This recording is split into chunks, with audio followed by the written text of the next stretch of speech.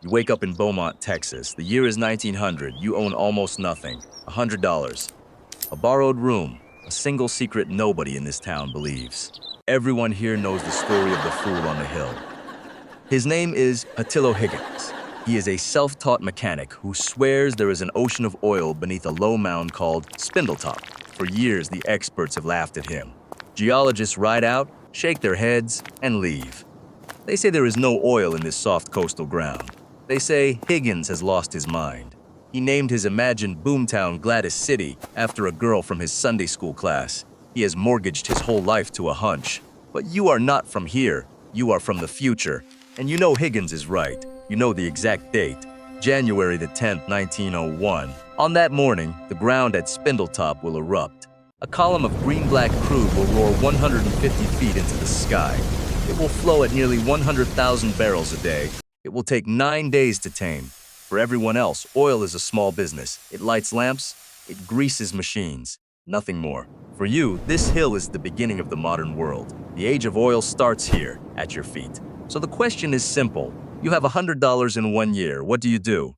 Your first instinct is to buy the hill, own the exact ground the Gusher will come from. But there is a problem. You cannot afford Spindletop. The land nearest the mound is already being bought in fragments.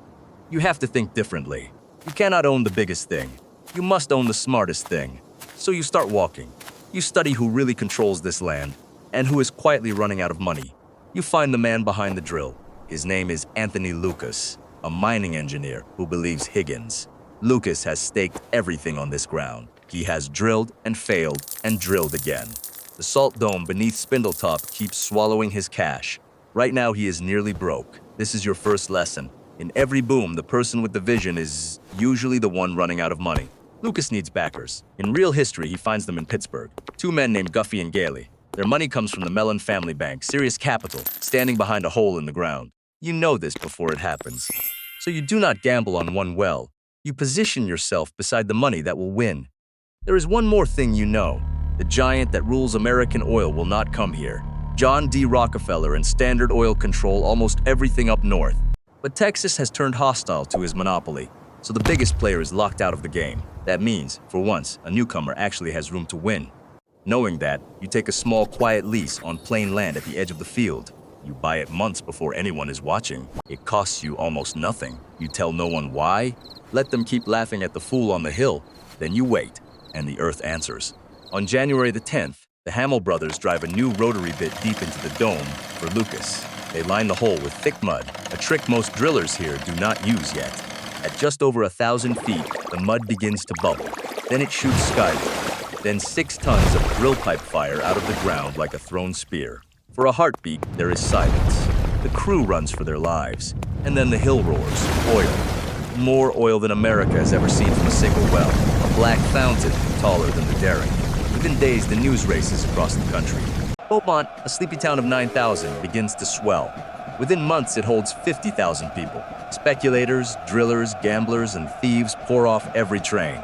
Now comes the moment that separates the rich from the ruined. Here is where almost everyone fails.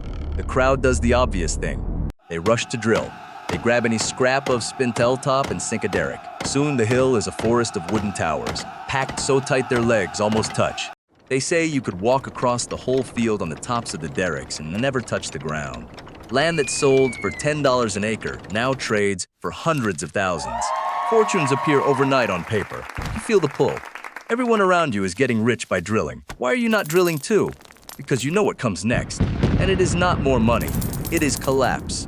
Here is the trap. When thousands of wells drain one dome at once, the pressure dies, and the price dies with it. Oil had been worth $2 or $3 a barrel. At the peak of the flood, Spindletop crude sells for 3 cents, cheaper than the water in Beaumont. Think about that. The greatest oil strike in history makes the oil itself nearly worthless. So the men drilling frantically on the hill, the ones everyone envies, are pumping themselves into ruin. There is a second trap waiting for the greedy. They call this place Swindletop for a reason. Hundreds of paper companies sell worthless stock to far-off investors. There are more companies than there are wells. An easier version of you would chase that paper and flip it fast. But you know most of it is a lie, so you refuse the fast con. You refuse the drilling frenzy. You choose the slower, harder road. This is the counterintuitive heart of it. The gusher is not the fortune. The gusher is the trap. The real fortune is never in the crude. It is in everything the crude must pass through. So while the crowd fights over holes in the dirt, you study the flow instead. Where must all this oil go? It has to be stored. It has to be moved. It has to be refined. It has to be shipped to the world. Whoever owns the pipelines, the tanks, and the rail cars controls the oil, no matter how cheap it gets. So you take your position in the businesses built to carry the flood, not the wells drowning in it. In real history, this is exactly where the giants are born. Duffy's company becomes Gulf Oil on Mellon money. A tough oilman named Joseph Cullinan builds pipelines and storage and founds the Texas company. You know it today as Texaco. These are not the drillers. These are the builders. They win because they own the road every barrel must travel. You do the same. You trade your tiny early lease not for a derrick, but for a share of the transport being built. While the boomtown screams, you quietly own a slice of the pipelines and tanks. You get paid on volume, not on price. Volume is exploding. Even at 3 cents a barrel, an ocean of oil keeps moving and you sit at the gate. Then the third lesson arrives. Timing the exit matters as much as timing the entry. By 1902 and 1903, Spindletop is already dying. Over-drilled and over-drained, the Great Dome sputters and its wells run dry. The men who bet everything on the hill are wiped out. The forest of derricks becomes a graveyard. But you were already gone from the hill. Your money was never in the dirt. It was in the plumbing of a new industry, and that industry is only beginning.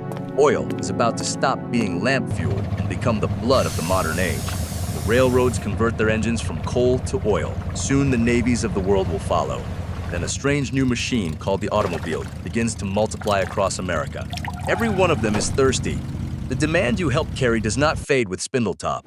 It grows for the next 100 years. So let us count what your $100 became. Not one lucky well. A permanent position in oil's pipelines, storage, transport, and a stake beside the companies that grew into Gulf and Texaco. Wealth that compounds long after the roar goes quiet. In today's money, an early infrastructure share in the Texas oil age is worth tens of millions, built on patience, not luck. But here is the part that matters to you, right now, watching this. The lesson is not really about oil. Every era has its Spindletop, a discovery so loud that everyone sprints to touch the thing itself. And in every era, the crowd drills the hill while a quiet few own the pipelines. The winners rarely own the gold. They own the road to it. So look hard at your own moment. Some hill is roaring somewhere right now. Ask yourself the harder question, not where is the oil, but who owns the flow? You wake up in Beaumont, Texas. You own almost nothing but $100 and a secret. And the difference between rich and ruined was never the gusher. It was knowing exactly what to own the moment it blew.